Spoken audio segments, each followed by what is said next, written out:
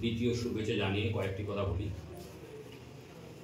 শামশেরগঞ্জ এখন শুধুমাত্র মুর্শিদাবাদের বিষয় নয়, এটা জেলা ছাড়িয়ে রাজ্যে গিয়েছে, রাজ্য ছাড়িয়ে দেশ, এমনকি দেশ ছাড়িয়ে বিদেশেও গিয়েছে।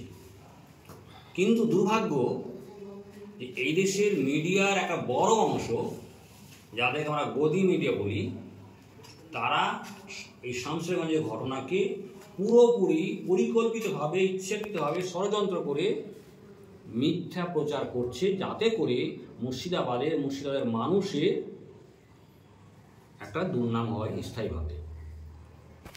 শামশেরগঞ্জের ঘটনার পরে বেশ কয়েকটি মানবাধিকার সংগঠন আলাদা আলাদাভাবে এবং অনেকগুলি মানবাধিকার সংগঠন যৌথভাবে ফ্যাক্ট ফাইন্ডিং তৈরি করেছে।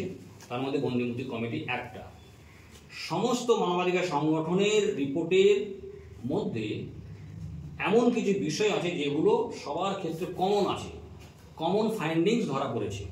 তার মধ্যে একটা হচ্ছে এই যে শামশেরগঞ্জের ঘটনা কোনোভাবে, কোনো দিক দিয়ে, কোনো যুক্তিতেই সাম্প্রদায়িক নয়, হিন্দু মুসলমানের নয়, সেটা ছিল পুরোপুরি রাজনৈতিক।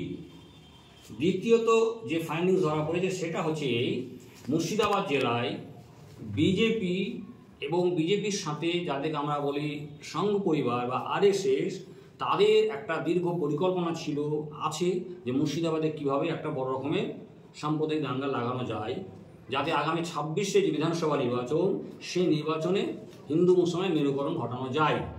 সেই সুযোগ তারা বারবার খুঁজেছে, কিন্তু মুর্শিদাবাদের মানুষ এটাকে বারবার বানচাল করে দিতে পেরেছেন এবং শামশেরগঞ্জে তাই সেই চেষ্টা করেছিলেন, কিছুটা পেরেছেন, কিছুটা তারা সফল হয়েছে। ফলে শামশেরগঞ্জের ঘটনাটা হচ্ছে আরএসএস বিজেপির পূর্ব পরিকল্পিত একটা ষড়যন্ত্র, একটা ছক করে তারা এটা ঘটনা ঘটিয়েছে। এখন অনেক কথা আপনারা জানেন, শুনেছেন, যে বিষয়টা নিয়ে আজকে আমরা বন্দিমুক্তি কমিটির পক্ষ থেকে প্রেস কনফারেন্স করছি, আপনাদেরকে ডেকেছি। তার মূলত তিনটে মূল দাবি আমি আপনাদের সামনে বলছি, সেইটাকে নিয়েই বন্দিমুক্তি কমিটি আমরা সামনের দিকে এগোতে চাই।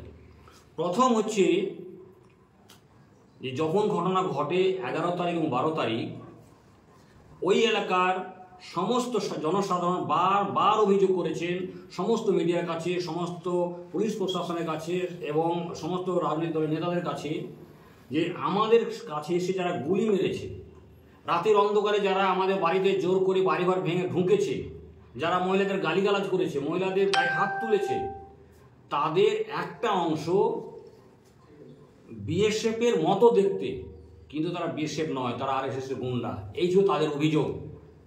আজকে আমরা এই অভিযোগটাকে সামনে রেখে বন্দিমুক্তি কমিটি জোরালোভাবে দাবি করছি রাজ্য সরকারের কাছে, যে এই যে অভিযোগ যে শামশেরগঞ্জে বিজেপির পোশাকে বা কেন্দ্রীয় বাহিনীর পোশাকে আরএসএসের বাহিনী এসে গুলি চালিয়েছে, লুটপাট করেছে, ভাঙচুর করেছে, মহিলাদের উপর নির্যাতন করেছে, গুলি চালিয়েছে, তাদের যথাযথ গুরুত্ব দিয়ে নিরপেক্ষভাবে তদন্ত করতে হবে, বিচার করতে হবে।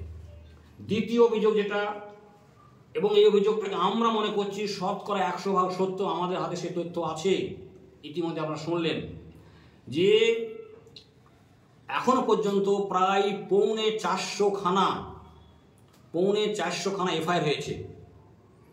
সেই এফআইআরগুলো অধিকাংশটাই ফলস, এবং এই এফআইআরের ভিত্তিতে প্রায় 5,500 মানুষের নাম আছে, তার মধ্যে 550-র বেশি মানুষকে গ্রেপ্তার করা হয়েছে। এফআইআর যখন ফলস, তাহলে এই 550 মানুষকে গ্রেপ্তার করা হয়েছে, তার অধিকাংশটাই ফলস। আমরা জোরালোভাবে দাবি তুলছি রাজ্য সরকারের কাছে, বিচার বিভাগের কাছে এবং সংশ্লিষ্ট সমস্ত দপ্তরের কাছে, যে এই ফলস এফআইআরগুলোকে বাতিল করতে হবে, এবং যে এফআইআরগুলো বাতিল হবে তাদের সাথে সংশ্লিষ্ট গ্রেপ্তারকৃত ব্যক্তিদেরকে অবিলম্বে মুক্তি দিতে হবে। বাতিল কেন, ফলস কেন বলছি সেটা আপনারা শুনলেন, যে 300-র বেশি এফআইআরের বয়ান এক, সবগুলোই ডিটিপি করা, সবগুলোর অভিযোগকারিনী হচ্ছে নামে মহিলা, তারা বলছে নামে মহিলা, আবার কারো সন্তান।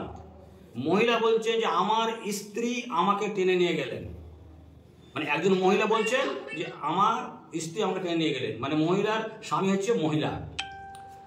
এবং আরও দুটো তথ্য বলছে যে প্রায় 300 এফআইআরের বক্তব্য হচ্ছে যে 30,000 টাকা গুন্ডারা লুটপাট করে নিয়ে গেছে। এই 30,000 টাকা সমস্ত বাড়িতে 30,000 টাকা ছিল এবং বলছে যে আমাদের সমস্ত গয়না, এই 30,000 টাকা এবং সমস্ত গয়না, এই দুটো কথা, দুটো শব্দ প্রায় 300-র বেশি এফআইআর আছে। এবং আরও এই সমস্ত এফআইআর কপি আমরা কলকাতা উচ্চ আদালতের একজন বিশিষ্ট আইনজীবীকে দিয়ে পরীক্ষা করিয়েছি। তারও যে অবজারভেশন সেটা হচ্ছে এগুলো সব ফলস এফআইআর। এই এফআইআর ফলসদের বিরুদ্ধে আমরা আইনগত কী ব্যবস্থা নেওয়া যায় সেই চেষ্টা করছি। 3 নম্বর আমাদের যে মূল দাবি এখন আছে সেটা হচ্ছে এই জেলায় কলকাতা হাইকোর্টের নির্দেশে এখনও 31শে জুলাই পর্যন্ত যে সেন্ট্রাল বাহিনী থাকার কথা আছে সেটাকেও আবার হাইকোর্টকে পুনর্বিবেচনা করে এটাকে তুলে নেওয়ার জন্য অর্ডার দিতে হবে। এই দাবিটা আমরা হাইকোর্টের কাছে তুলছি। এবং এই জেলায় একটা অঘোষিত